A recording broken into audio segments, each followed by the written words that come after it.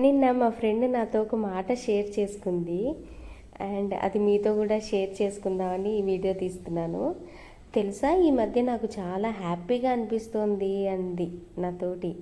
నేను ఏదైనా good news చెప్తుందేమో అనుకున్నా, కానీ ఆమె చెప్పిన రీజన్ వెనక నిజంగా మనం హ్యాపీనెస్ని ఎంత కాంప్లికేట్ చేస్తున్నామో అర్థమైంది.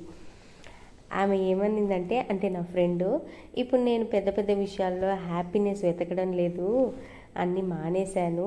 ఉదయం టీ ప్రశాంతంగా తాగగలిగితే అదే హ్యాపీ. పిల్లలు గొడవ లేకుండా స్కూల్కి వెళ్ళిపోయితే అది హ్యాపీ. వంట బాగా కుదిరినా అది చాలా చాలా హ్యాపీ. ఎవరో ఈరోజు చాలా బాగున్నావు అని ఒక్క మాట చెప్పినా అది కూడా హ్యాపీనే.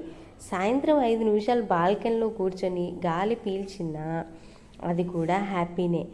ఆ మాట విన్నాక నాకు ఒక విషయం అర్థమైంది.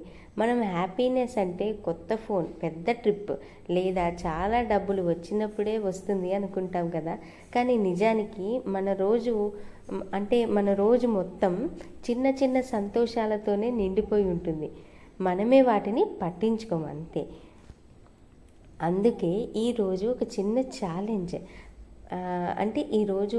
ఛాలెంజ్, పడుకునే ముందు ఈరోజు నిన్ను నవ్వించే ఒక చిన్న విషయం గురించి గుర్తు చేసుకో.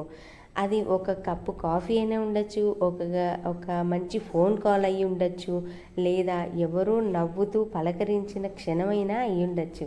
నమ్మండి, జీవితం పెద్ద పెద్ద సంతోషాలతో అసలు అవసరం లేదు.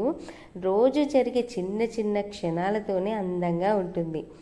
మీకు ఈరోజు జరిగిన చిన్న హ్యాపీ మూమెంట్ ఏంటో కమెంట్లో చెప్పండి.